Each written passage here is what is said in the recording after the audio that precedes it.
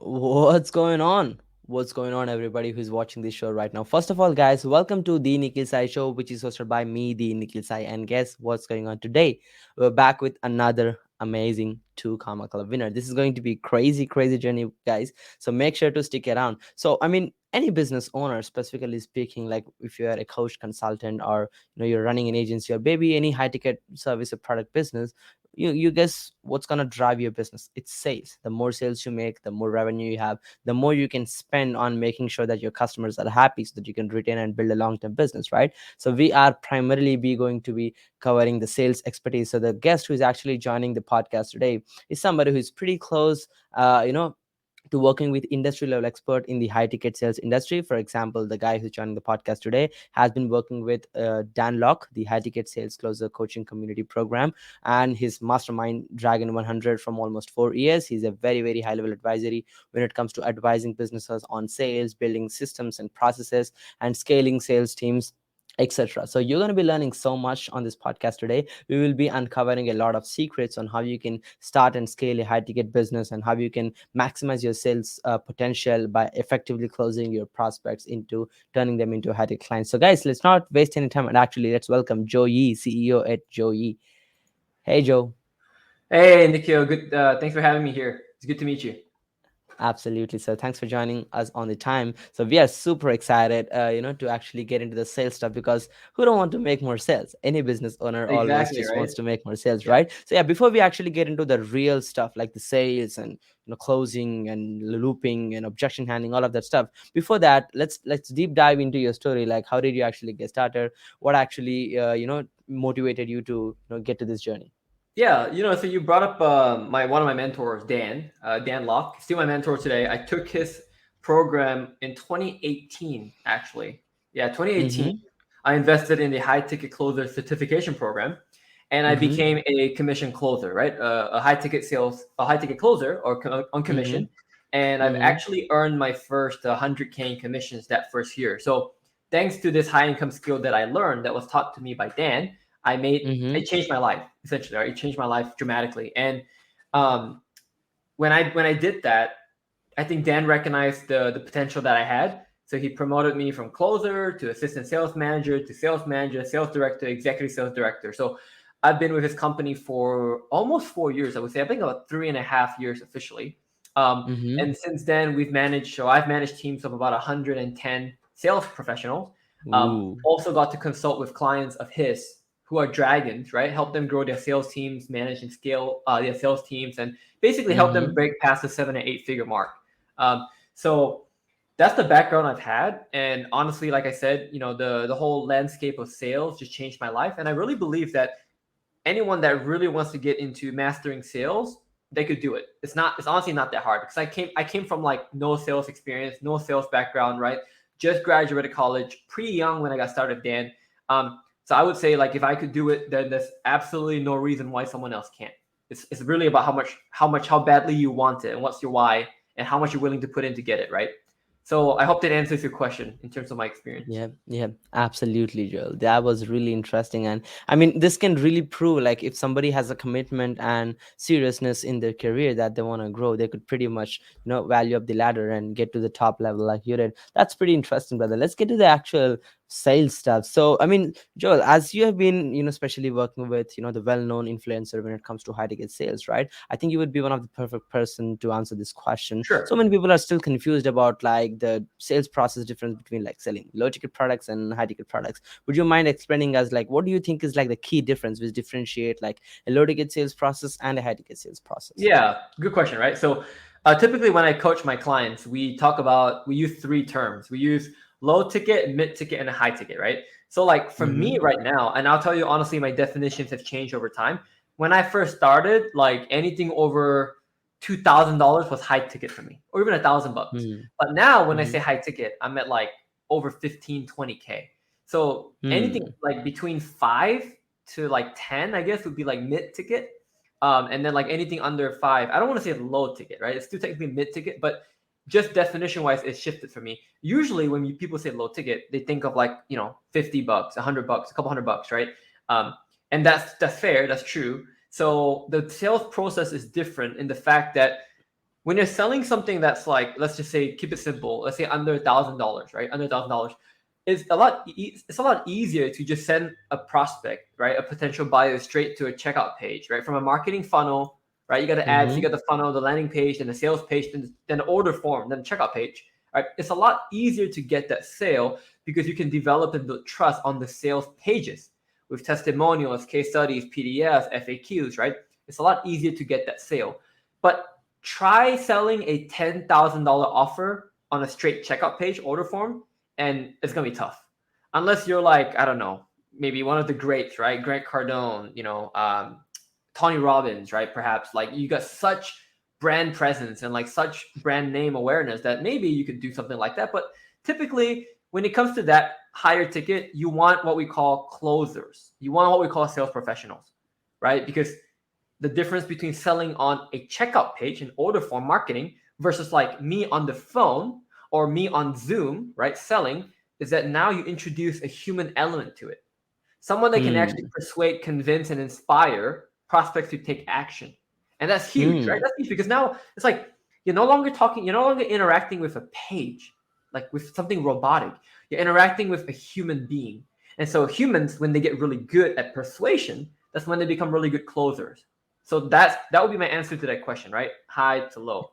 The difference Yep, is sales. absolutely. I mean, yeah, I mean, as you start playing big, the definition of high ticket always changes, right? Correct. Like, oh my God, anything over 1,000, that was high ticket. Now, Yeah. 15 and above seems like high ticket. Everything else is Correct. like mid ticket, right? So, Correct. yeah, I mean, definitely we encourage people when you know your product and service value, when you know what it could give, what it could mean for your customers as an outcome, you could definitely raise your prices and start selling high ticket, right? So, I mean, Absolutely. Joel, I mean, you've been somebody who's been managing sales team as big as 110 people. Everybody's like high ticket sales closes and stuff like that, right? So, what do you think is like the fastest and easiest way to like spotting and hiring high performance like salespeople? Where do you find them? How do you hire them? Yeah, this is a very common question I get. Now, um, to be very honest, like I typically give two answers to this, right? Because Mm-hmm. first of all, recruiting is so important in sales. You ask anyone in the sales industry, doesn't matter what kind of sales. It could be insurance sales, real estate sales, anything sales. Recruitment is so important because if you don't have a constant pipeline of sales professionals that you can either rotate out or bring in and swap out and churn out and things like that, it's very hard for you to maintain consistency and also scalability, right? So the first thing I always tell clients is like, I get to how to hire top professionals in a second, but first let's make sure you know what a recruiting pipeline is. So it's really funny because a lot of people, they treat recruiting like a function that is in marketing and sales, but when recruiting should be treated like marketing and sales function. Because when you want to hire top sales professionals, top closers, they have to be Mm-hmm. attracted to your company. Like, why would they pick your company to work with of all these other offers out there in the marketplace? So it's like you True. have to make it really attractive. You have to make it like a sales process, right? The way you hire a closer is the way you close a prospect, right? You might nurture them, you Mm. might follow up with them, you might find the right timing because they might be working somewhere else. It's all a sales process, even a marketing process, right? So that's the first very important thing. You want to establish a recruiting pipeline. Now, when you have a recruiting pipeline, now you can talk about what do I need to do to hire, or what do I need to look for to hire the best sales professional. So here's what I typically recommend. You can, and this is what my mentor Dan taught me as well, right? We hire for mindset or attitude, and we train for skill, right? So you hire for Mm. the person's attitude, then you can train for the skill. Because if you hire for skill and the attitude is poor, you're going to end up with a very inconsistent, low performer that will eventually just quit your team in a couple of weeks, a couple of months. Versus you get Mm. someone with a very strong attitude, strong mindset. They might not have the best sales skills, but you can train them on the sales skills. It'll True. take a couple of months, but then they will be a Yeah. lot more consistent, and you get a lot more out of them. And the ramp up period. This is another thing I've seen. A lot of people expect, like, when they hire a sales professional, the guy or gal is going to start just immediately crushing things right away. Now, sometimes that is true. If you get a very experienced person who knows your niche, who knows your offer, great. But typically, it takes anywhere from 3 to 6 months to get them really fully ramped up. And that's the thing we're going to understand, that during that time, we have to be patient and allow the sales professional to sort of like understand the company culture, understand the offer, right? Train, practice, rehearse, role play to become better. Mm. So I would say look for attitude, number one, look for skill, But one thing you cannot interview for is like it's just you cannot interview for someone's work ethic and professionalism. It's harder. You should put them on probation. So what we typically do is we put people on probation, right? 30 to Mm. 60 days, sometimes even 90-day probation to wait till their real personality comes out. Because on an interview, it's very easy to act perfect. Oh yeah, I'm so good, I'm so professional. I have such high work ethic. I'm not lazy at Yeah. all. Everyone's gonna show the best version of themselves, right? But when you actually put them to work, put them in the trenches, put them through the hard, grueling task, then you see the true personality come out. So you look for attitude, then you train skill, then you give them a probation, and that's how you get the best potential, highest chance of like success with sales professionals, right? Yeah, absolutely. Spot on, brother. That was a really, really brief and explaining answer. I think that's pretty much what everybody needs to hear when it comes to recruiting salespeople. Definitely. For Thank you sure. so much for getting Yeah, deep into that. of Yep. course. Let's get to the next question. This is getting exciting. I'm learning a lot from this. So yeah, Good. scaling a sales team, how to do it efficiently, especially when you're like, I mean, hiring few salespeople, that's okay. You can manage like 2 to 3 people. Correct. But let's say managing a sales team like you did, like 110 people, when you're like scaling your company, having hundreds of leads pumping into your pipeline, how do you manage the pipeline as well as scale your sales team efficiently? Yeah, yeah. So what we always do is we always hire or train sales managers and sales operations managers, right? Now, there's different terms for this. Some companies call them like calendar or appointment managers. Sometimes I've heard them even being referred to as like a sales leader or a sales director. I mean, essentially, you need someone who's responsible for the performance of the sales team. Mm-hmm. And Mm-hmm. typically, they should never be the C-level team. They should never be the CEO. They should never be the business owner, because then otherwise you're just forever managing salespeople. It's going to take way too much of your time. So Yeah. it should always be a dedicated sales manager, right? Salesperson I wouldn't say salesperson, because a sales manager and a sales professional are very different people. The only thing in common is the word sales, but these are very different job responsibilities and job tasks. So, and also Mm. like the skill sets and the attitude required for both are very different. So, in order to scale to those numbers, you need leaders and you need managers, right? So, like, if you an example, a good ratio, rule of thumb, um, for a team that's about 4 closers and maybe 3 or 4 setters, right, or even 7 closers, depending on whether you do appointment setting or no appointment setting, you could typically get away with one sales manager who's like almost full time. I want to say like maybe like 3/4 of full time, and you could get away Mm-hmm. with a part time. You could get away with a part time sales operations manager. So if you have maybe 10 people, that's when you want like a full time sales manager and a full time sales ops manager, right? That's the point. That's the point. And so like you kind of have to repeat that for every group of 10. So if you have a team of 100, technically you want either 10 leaders, right? 10 leaders, or you can have different sort of levels of management, right? Like a middle manager, a lower level manager, which is a leader, and then you have to scale the team that way. But Hmm. it's never like one person managing 100 people. That will never work, right? That just never Yep, works. it will crumble the sales pipeline Correct. overall. Looks like we'll be losing a lot of opportunity on the table, right? That's Correct. definitely answering the question, Joe. Let's get to the next question, brother. And this is very, very important. I mean, I genuinely see this has been done like one of the top mistakes ever in the high ticket sales processes, right? Like, especially in high ticket sales, for example, in a low ticket sales, let's say if it's a course, they come to the checkout page, they don't buy, you send them like abundant cart emails and Yep. you don't worry much, it's automated and they buy, right? But Exactly. when a high ticket sales process, people are like feeling uncomfortable to call the prospect when they already said no, or they're skeptic to sign up because you're asking for a big money, right? So how to efficiently like follow up in high ticket sales process? What do you think is the right approach for you Yeah. to follow up like a high Yeah. ticket sales? So you're saying, so just to be clear, you're talking about prospects that have not invested yet, have not bought, Yes. and have Mm-hmm. they spoken to a closer yet or no? Yes, yes, they did. Okay, so Especially talking about they've follow had up. an interaction with the sales team, but they didn't convert, right? Yep. Okay. So here's what I teach. Now, this is what I teach sales professionals, what I teach closers. This technique, I just call it, it's not fancy. It's just called basically planting seeds of doubt, right? So what Mm-hmm. happens is when you get a appointment, a sales appointment, and it's a no close for whatever reason, right? You can't close the deal. Maybe the guy just isn't a good fit. Maybe he doesn't have the finances. Doesn't have the finances. Maybe he or she just has some situation where they cannot pull the trigger right now. I always teach sales professionals to plant seed of doubt.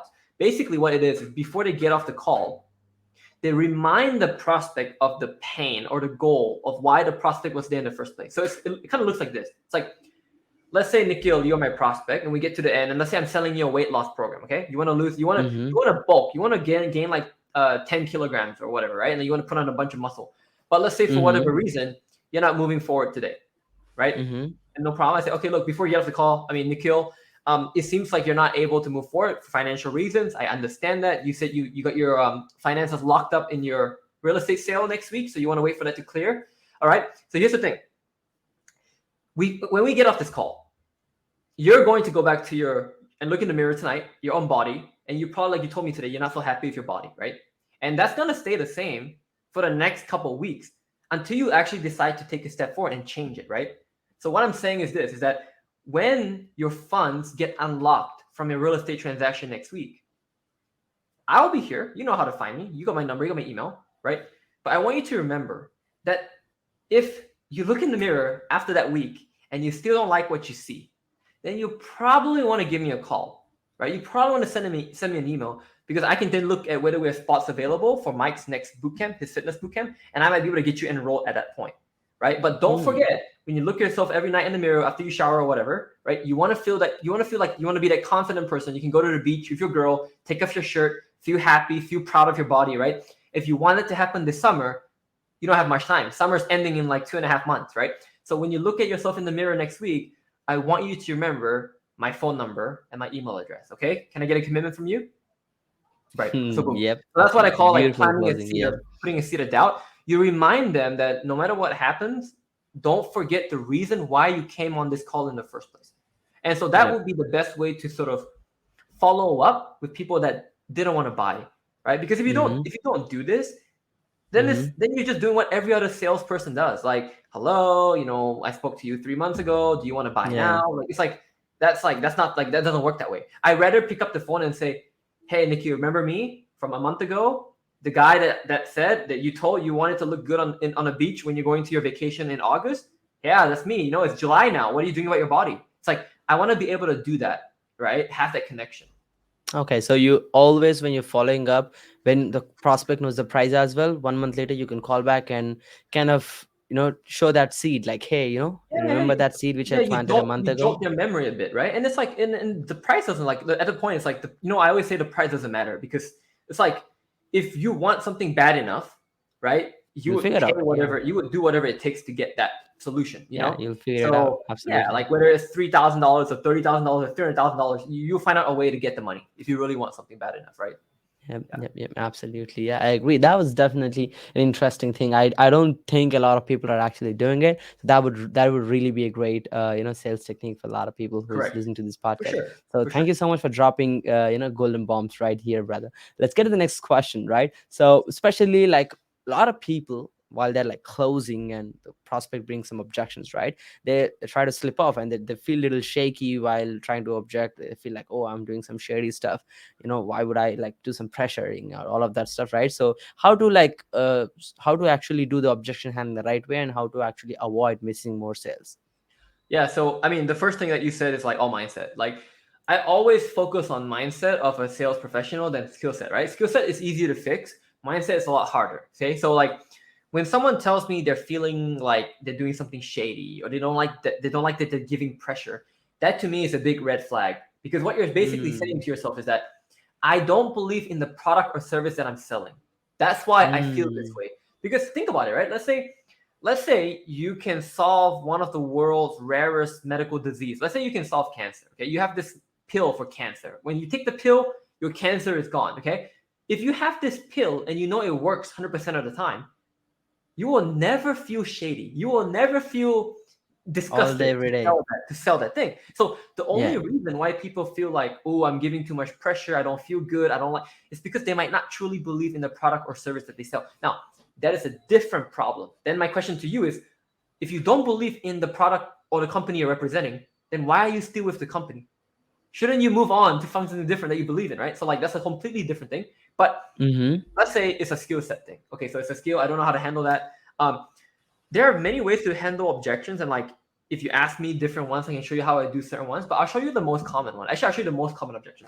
I think the most common objection by far is, let me think about it. I think the let I'll me think come about back. it I'll session. actually take some time. I'll just sit Yeah, on this and come back. yeah. Yeah.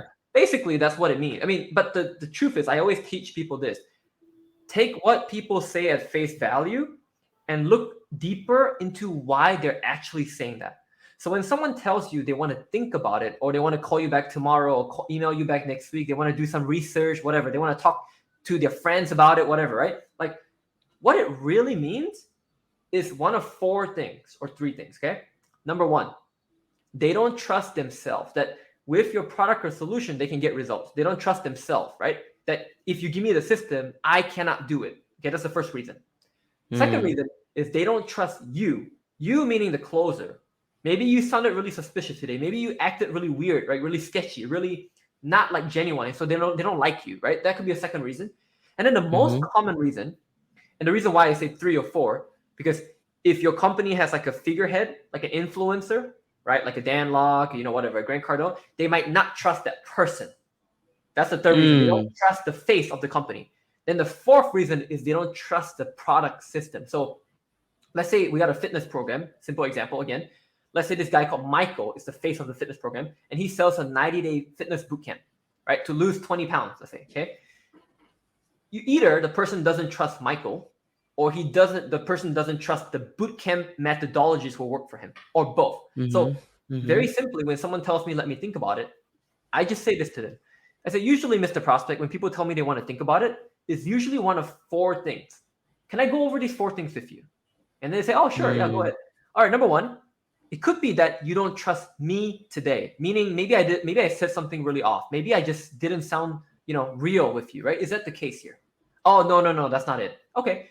Now, the second reason could be you don't trust that with Mike's bootcamp, you will actually do it. You will actually attend class. You will actually perform the workouts. You will actually go on diet. You don't feel like it's going to work. You don't feel like you can do it. Is that the case here? Oh, no, no, no, no. I will do it. If I invest from it, I will do it, right? Then I would say, okay, then it comes down to two final reasons. Number one, you don't trust that Michael is a man of his word. He's actually a great fitness coach that can help you get results. Is that the case? Then they will probably say, yeah, maybe a little bit. Yeah, I don't really trust Michael a little bit. Then I would say, oh, okay, that's fair. I appreciate that. But I think more importantly, you don't trust that this bootcamp is going to get you results. And then they'll probably be like, yeah, I think that's the main reason. So then basically, right, what it is that they don't really need to think about anything. They just don't trust that your product and that Michael, the person, is going to actually get them results. So what I Mm. now do is I can do this for a close. This is my close. I could be, okay, let me ask you this, Mr. Prospect. If I could sign a contract with you right now, a contract, I'm going to sign it. We're going to sign it with Michael, saying that he will guarantee you lose 25 pounds in 90 days. If not, we give you your money back, guaranteed. Would you take us up on it? 99% of people say yes to that, right? Everyone says, yeah, I'll do that, right? Then you ask them, why would you say yes? And then he's going to say, well, because you guaranteed it. Then I say, exactly. And in life, we cannot guarantee anything besides dying and paying taxes to the government. But if 50 of our clients have got results through the bootcamp, why can't you get results through the bootcamp? What's the difference, right? Same instructor, Michael, same program, same resource, same workout, same diet. With all these success stories, why can't you get results from it? So that's the way I handle those objections. Wow, Bring it to that the was a beautiful role yeah, play. yeah, Yeah, yeah, very, very informative, interesting. I mean, this would really help a lot of business owners, solopreneurs, and people who are actually managing your own sales. I think this podcast will be a golden nugget for you. So appreciate you actually going through that, Joel. Let's get to the next question. sure. So we would really love to understand like what kind of tools you actually use to kind of manage your sales processes. Like how does your tech stuff looks like overall? Yeah, I've worked with a lot of different tech stacks. So I'm actually a certified HubSpot implementer. I could Mm-hmm. implement all onboarding for HubSpot from like nothing to like a full system, right? I actually got licensed by HubSpot to do that. And I actually Mm-hmm. charge clients to do that while I was working with Dan. So HubSpot is a really good stack because it has sales, marketing, support systems in it. You could even build funnels there. But typically what we do is like we do click funnels, right? Or lead pages or whatever. You get a funnel, right? The funnel, you get something like Calendly or Schedule One, so Acuity for calendar, or Go High Level. Go High Level has everything inside, And then you basically have the funnel software, the calendar booking software, and then you have a sales like CRM, right? And then sometimes you have Zoom or like Microsoft Teams to do video calls, Or you can have your Mm-hmm. CRM, just do straight phone call. Then you can manage Mm-hmm. and close and update all the sales records in that CRM. So it's typically just like this, 3 to 4 software, nothing too crazy. Maybe Zapier to zap everything Mm-hmm. together, and that's it. Yeah, Yeah, quite simple. perfect. Love it. Thank you so much for like explaining the tool stack you actually use. Love that. Let's get to the next question. So, how does your like daily routine looks like right now? Like once you start, making multiple six figure days, in these business crazy times, how does that look like? Yeah, so a lot of our well, because me, I run multiple agencies. We help companies run their sales teams, right? And we get a lot of commissions from that. So a lot of it Mm-hmm. is basically managing clients, right? So for example, I have a client right now that I'm also working with him on marketing. So then Mm-hmm. sometimes I have to then look at a marketing strategy. Is this for example, should we do a low ticket lead magnet, right? Or should we do a low ticket offer and then do an upsell to book a call and then do the Mm-hmm. upsell on the call? Should we just do straight Mm-hmm. book a call to sell high ticket? So like some days it's about looking at strategy, but typically I wake up and then every morning is working out. I'm actually right now going into bodybuilding because I actually want to compete. So then morning is like just heavy working out, and then I keep the rest of my day in the morning for responding to messages and just working on the business, right? Um, Obviously, have breaks in between to eat, and then I do meetings in the afternoon. Typically, meetings in the afternoon just to get stuff knocked out. Um, and then I usually take a bit of a break late afternoon. Read a book, watch a YouTube video. For example, I love watching Alex Hormozi's videos. Right, learn just like learning. And then at night, I Mm-hmm. typically go back to like work, like emails and more like messages and stuff like that. So Yep. the day is quite different every day and then some days I have coaching as well. So sometimes I do Mm-hmm. coaching for clients, their reps and everything, but it's typically how it looks like.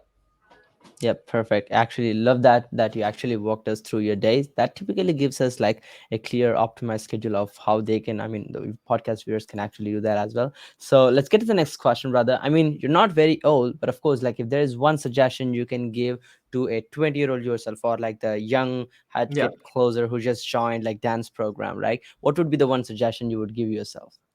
To be honest, I mean, the biggest thing I found so far that's lacking in the high ticket sales world, especially for sales professionals, is something I call consistency. It's nothing fancy, it's nothing crazy, it's nothing, mind blowing, but it's just like a lot of people lack consistency. And so consistency to me is basically, I think of it like a friend. So I have a friend who maybe is, I want to meet or see him or her every single day outside my house or come to my house. But like if my friend doesn't, they don't show up when it's raining or snowing or whatever, right? Then that's not consistency. So consistency is someone that can show up rain, snow, shine, tornado, hurricane, earthquake. They will be there in front of my house no matter what. And a lot of people lack that, right?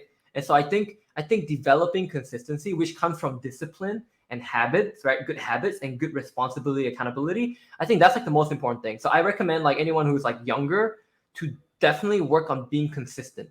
You don't have to be the fastest, you don't have to be the sharpest, you don't have to be the strongest, you don't have to be the smartest, but you should be the most consistent. Because it's like Hmm. they tell the story about the tortoise and the rabbit and the tortoise, right? The tortoise that just walks tiny steps, but surely but slowly will always get to the finish line. Like that you will always beat out anyone else if they have no consistency. So I think that's the most important. Yeah. Yeah, absolutely. Love that. Consistency is the key. That's really interesting, brother. Let's get to the next question. Your life's biggest achievement so far and any next bigger goals. Life's biggest achievement, I would say, honestly, is actually probably starting up my own. Well, working with a client this year and then hitting this the what do you call it, the Two Comma Club Award from like in 6 months, doing over a million dollars, Wow. right, through a funnel that we completely set up marketing and sales for. So I would say that's the Mm-hmm. biggest this year in 6 months. 1 mil cash Mm-hmm. collected.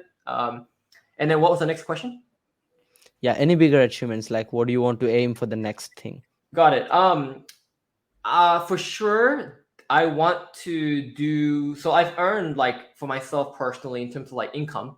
I think the highest I've earned over $500,000 in commissions, but I think in a single year I've done about like 250 the max 250K. Mm-hmm. I think my Mm-hmm. goal is to be able to do a mill for personal income. So I would say that's the biggest one. And again, right, like money is important because money is like obviously what helps you have freedom in life, but also that's Mm-hmm. like um it's just a measurement tool of like how much problems am I actually solving in this world? Because the more you make means the bigger problems you're solving, the more problems you solve. So True. like I want to be able to increase the level of problems I can solve. right? That's kind of Yeah. like what it tells me, you know?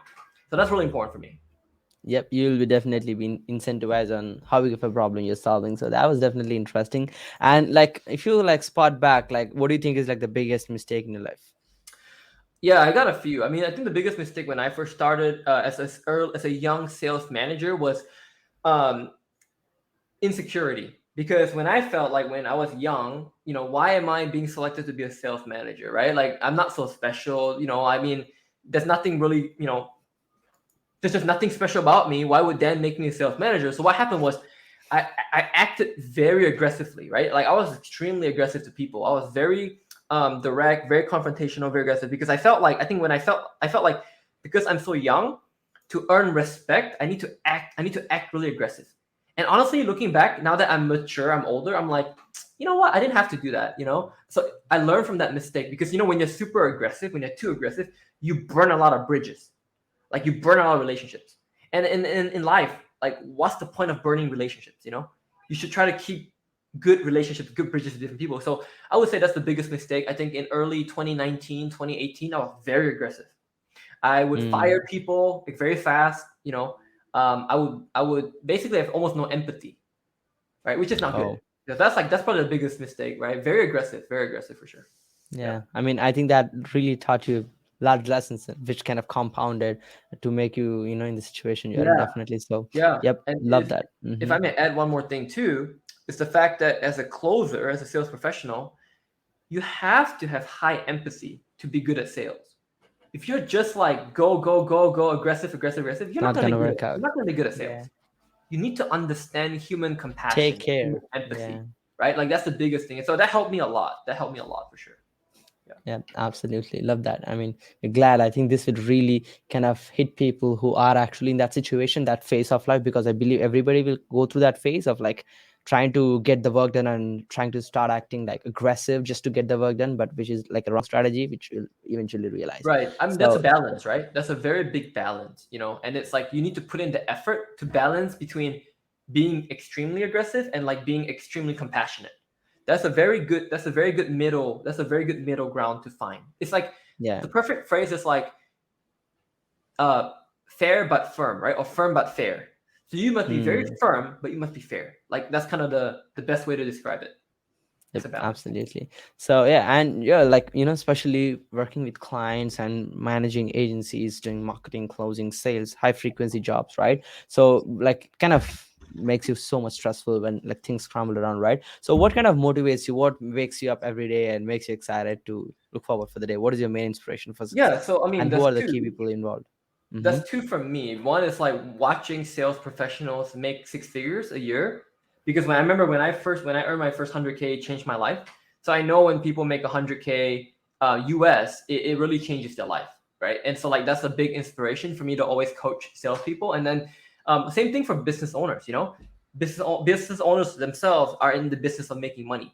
So the fact that they get more sales, they make more income, they get more profits, it's good for them too. So it's like those two things. And then the best part is like when I help them make more money, I also make more money. I think that's the best. That's like the best combination, the best equation, right? Because everyone wins, right? It's win, win, win. Everyone wins. All three parties win. You know, so I think it's really good. Yeah, absolutely. Yeah, that was definitely powerful, brother. So where can our audience find you mentoring if they need more help to build systems and processes and scaling their, coaching programs or anything like high ticket, where they can find more help? Yeah, it's simple. My name, so joelyi.com is it's the website. You can also email me at joel@joelyi.com. And like social media links are on my website as well. So I'm very myself and my team were very responsive on those channels. Yeah. Yep, love it. So, guys, make sure to check out the description. I'll be linking, to his website and email address in case if you want to contact him. You got so much value out of this. So, if you need more help scaling your, sales systems and make them more efficient, I think you can definitely contact Joel. So, you definitely have a good time working with him. So, yep, Joel. Any last words before we conclude the entire podcast session today? I would say to anyone watching this show, like you're here for a reason. You're watching this for a reason, right? So believe in yourself. It's not going to be easy. If it was, everyone here would be entrepreneurs and millionaires and billionaires. So it's not easy. But the fact that you believe in yourself, you're watching this, it means that you are already doing better than like 99% of people because you're looking to learn. So if you've watched all the way through to this point, it means you're someone that loves to learn. And if you love to learn, there's a very high chance you're going to be very successful in life. So keep it up. It's good.